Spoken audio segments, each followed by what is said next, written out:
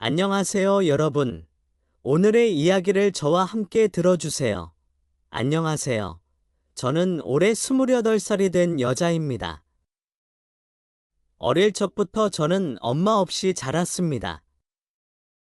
듣기로는 엄마가 어릴 적 저를 낳자마자 버리고 도망갔다고 하더군요. 갓난아이였던 저를 아빠는 도저히 혼자 키울 수가 없었고, 그런 저를 고아원에 보내겠다는 아버지를 필사적으로 말리던 할머니의 말씀을 들었습니다. 할머니께서는 자기가 키우겠다며 말씀하셨고, 그렇게 저는 할머니 손에 자라나게 되었습니다.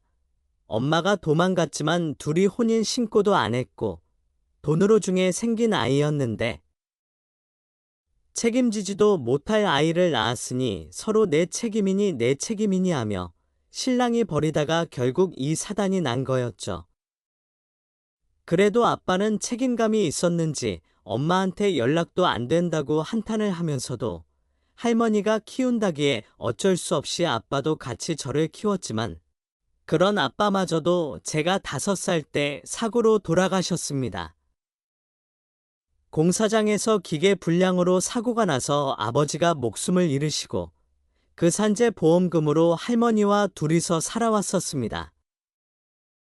저는 제가 생각이란 걸 자각하기 전에 엄마가 도망가서 엄마 얼굴조차도 기억 못하고 외가족도 전혀 모르고 있습니다. 저에게 부모라고 할 수 있는 사람은 오로지 할머니뿐이었으니까요. 조리서 생활하는데 다행이 아닌 다행이라면 아버지의 사망보험금이 있었고 할머니의 식당 보조 일과 더해서 생활비를 메꿔 가며 살 수 있었습니다. 그렇게 할머니의 도움으로 저는 중학교, 고등학교 과정을 마치고 대학교에 입학할 무렵 할머니가 노안으로 돌아가셨습니다. 할머니는 저에게 돌아가시던 날 말씀하시길 여태껏 살면서 더도 말고 우리 손녀 무사히 되는 것까지 꼭 보고 간다고 하셨습니다. 앞차 같이 버텼는데 더도 말고 우리 손녀 20살 되는 것과 막상 그쯤 되니 우리 손녀가 시집 가는 것까지 보고 싶은데 못 봐서 너무 슬프다며 할머니가 없어도 꼭 훌륭하게 살라며 제 손을 잡으며 말씀하시던 게 아직도 기억이 생생하게 남습니다. 그렇게 저희 할머니는 돌아가셨어요. 저는 장례식장에 혼자 앉아서 할머니의 영정사진을 멍하니 쳐다보고 있었고 문득 이제 앞길이 막막하더군요. 저는 막 이제 살밖에 안 되었는데 말이지요. 할머니는 돌아가시기 전에 저에게 주신 돈은 비라고 챙겨주신 게 있었어요. 다행히도 서울의 국립대에 들어가서 그렇게까지 많이 들지는 않았지만 현실적으로 이제 앞으로 먹고 살 길도 막막했습니다. 저는 20살의 나이에 세상이 홀로 남겨진 고아가 되었으니 할머니의 죽음을 슬퍼할 겨를도 없이 할머니와 같이 살던 집에서 나와 조그마한 원룸에 들어갔고 아르바이트와 학업을 병행하며 학교를 졸업하기까지 5년이란 시간이 걸렸습니다. 학교를 포기할까도 싶었지만 할머니의 죽기 전 소원이라며 졸업해서 훌륭한 사람이 되라고 하신 할머니의 말씀에 악착같이 돈을 모아서 다녔었네요. 그 이후 여러 아르바이트를 하며 대기업 취직 시험을 보러 다녔고 끝내 2년 만에 대기업에 취직하여 회사를 입사하게 되었습니다. 취직하던 날 홀로 할머니 사진을 꺼내어 술 한 잔 마시며 많이 울었습니다. 대학부터 회사에 취직해도 저는 사람들과의 관계가 그렇게 쉽지는 않았습니다. 특히 부모님 이야기가 나올 때면 저는 공감 같은 건 전혀 할 수 없었으니까요. 어릴 때부터 주변 사람들이 말하는 것 중 가장 싫어하는 말이 우리 엄마가 우리 아빠입니다. 한 번도 불러본 적도 없는 그 말을 제가 어떻게 떠올리겠습니까? 저에게 회사 동기가 다가왔습니다. 저보다 나이는 어리지만 대학을 졸업하자마자 취직하여 기수는 동기였던 남자. 항상 저에게 눈을 안아 거리면서 제 뒤를 졸졸 따라다니고 듣기로는 집도 잘 산다 하고 딱 봐도 엄청 귀하게 자란 남자였습니다. 학교도 저보다 훨씬 좋은 곳을 나왔고 살면서 고생이라고는 안 했는지 손에 굳은 살 하나 없더라고요. 제가 동기 모임이나 회사에서도 잘 어울리지 못하고 있으면 언제나 부침성 있게 다가와서 저를 끌어다 놓고 챙겨주는데 정이란 게 무엇인지 점점 그런 동생이 듬직한 남자로 보이기 시작했고 저도 점점 끌리기 시작했었습니다. 그렇지만 저도 제 처지를 잘 알고 있습니다. 사실 대학생 때 처음으로 사귀었던 남자친구가 있었는데 남자친구의 엄마가 남자친구 모르게 몰래 찾아와서 우리 아들 그만 만났으면 좋겠다고 부모도 없는 아이 양 만나서 얼마나 고생을 시키려고 하냐며 쏘아붙이던 말에 저도 충격을 받아서 휴학도 했었거든요. 그 트라우마가 있어서 그 동기 남자에게 끌리는 제 모습에 또 겁이 났습니다. 그렇게 더 밀어내자 남자는 더욱 안달이 났는지 온갖 선물이며 말도 안 되는 억지를 부리며 데이트 약속을 잡는 등 저를 계속 설득하다가 그렇게 두어 달을 매달리던 남자가 계속 거절하며 밀어내자 달겠다. 나는 이제는 직이 주디는 여자들도 말고 페이 그토록 싫은 가면 어쩔 수가 있지 않겠. 하지만 후회 없이 매달리다 이제 더는 원리인 하겠다며 자기도 이제는 자기 좋다는 여자들도 많고 내가 그토록 싫은 거면 어쩔 수가 없지 않겠냐며 하지만 후회 없이 매달렸다고 이제 너는 연락 안 하겠다고 하며 가는데 오히려 잘 되었다고 생각만 하던 중이었습니다. 그리고 회사에서 이제 저 말고 다른 여직원들과 잘 지내며 스스럼 없이 대화도 나누고 어깨도 털어주던 그 남자를 보게 되자 저도 이 남자를 많이 좋아하는 걸 깨달았습니다. 그래서 제가 연락을 먼저 하니 이제는 남자 측에서 시큰둥해 하더군요. 반대로 제가 매달리게 되었습니다. 결국 저희 집으로 찾아온 남자친구와 제자 주방에서 술을 진탕 마시고 연인이 되기로 하였습니다. 남자친구는 자기가 그렇게 매달릴 땐 먼저 연락도 없고 연락해도 시큰둥하던 제가 다른 여자랑 이야기하는 모습을 보이니 발끈하는 걸 보고 일부러 더 그렇게 행동했다고 하더군요. 그리고는 이런저런 이야기들을 많이 나눴습니다.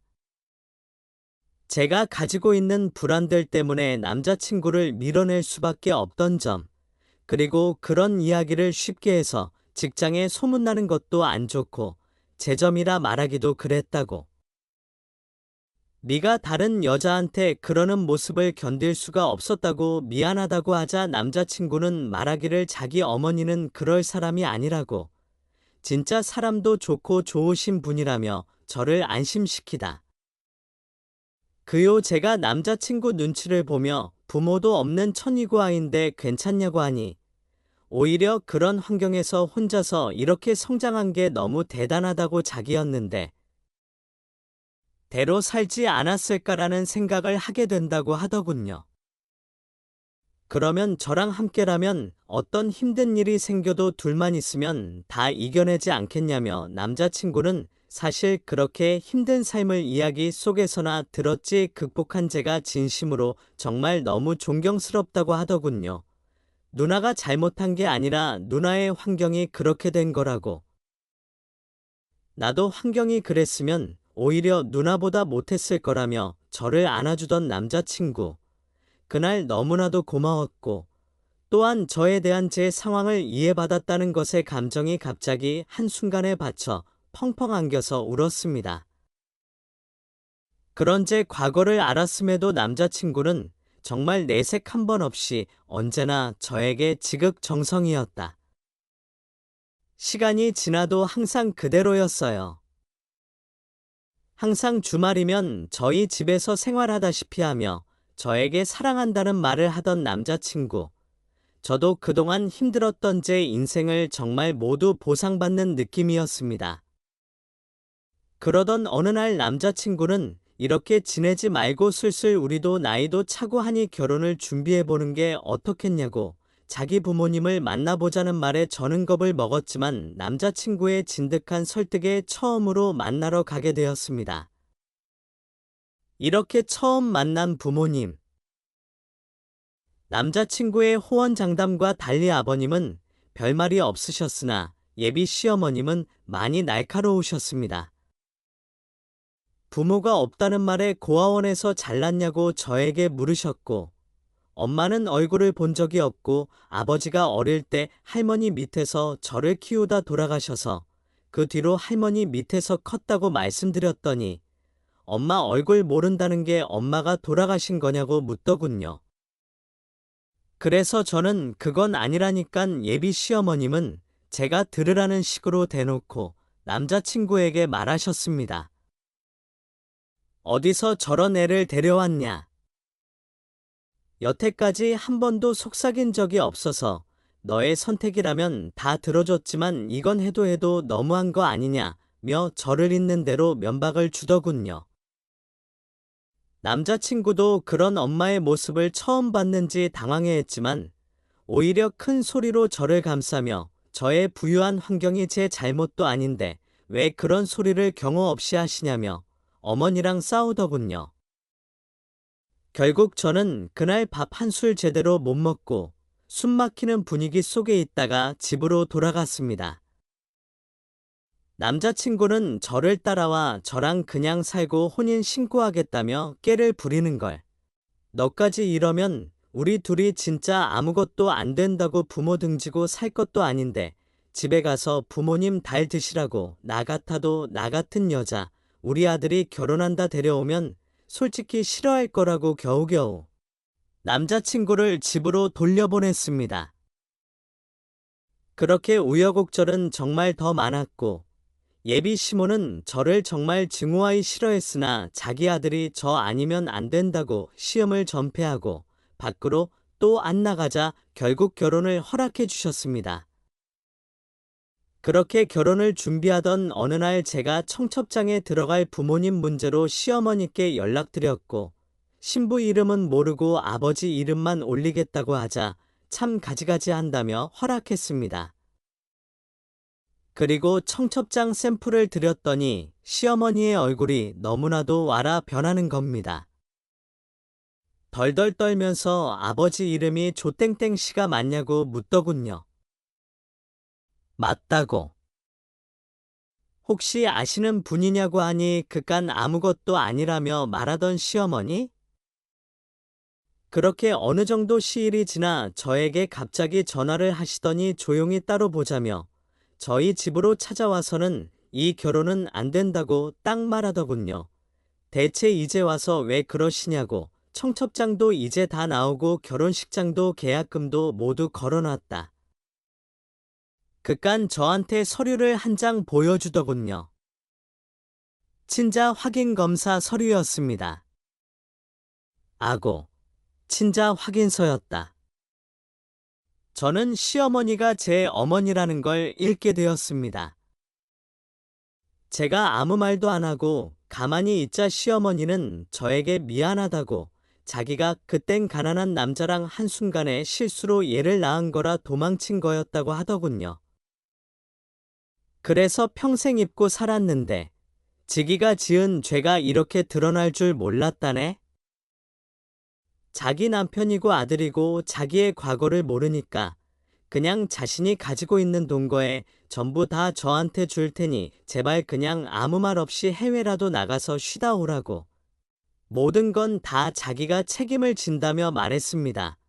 그토록 그동안 저를 표독스럽게 갈구던 예비 시모가 알고 보니 제가 어릴 때 버리고 떠나 이 모든 불행을 만든 친엄마가 있다니. 거짓말 같게도 이 모든 일은 사실이었습니다. 저는 제 이복 동생과 살을 맞대며 살아왔던 것이었고 결혼까지 하려고 한 것이었죠. 그 다음 날 제 엄마는 다시 찾아와 저에게 돈을 주고 가며 제발 부탁한다는 말을 하길래 제가 화가 나서 이대로 못 간다며 왜 당신 때문에 내가 이 결혼을 파탄해야 되냐고. 그냥 남자친구랑 결혼해서 살면 우리도 아무것도 모를 일 아니냐고 따지니 어차피 밝혀지면 법적으로도 저희는 부부가 될 수 없다며 다 자기의 죄라고 평생 사죄할 테니 제발 좀 떠나 달라고 하더군요. 결국 저는 남자친구에게는 편지 한 통을 남기고 회사도 사표를 내고 떠났습니다. 제 박복한 인생의 비행기 한 번 다 본 적 없었는데 이렇게 첫 해외여행이 신혼여행이 아니라 이런 식으로 하게 될 줄은 꿈에도 몰랐네요. 저는 이제 어떻게 살아야 하나요? 끝까지 이야기 들어주셔서 감사합니다. 항상 건강하시고 행복하세요. 다음 영상에서 또 만나요.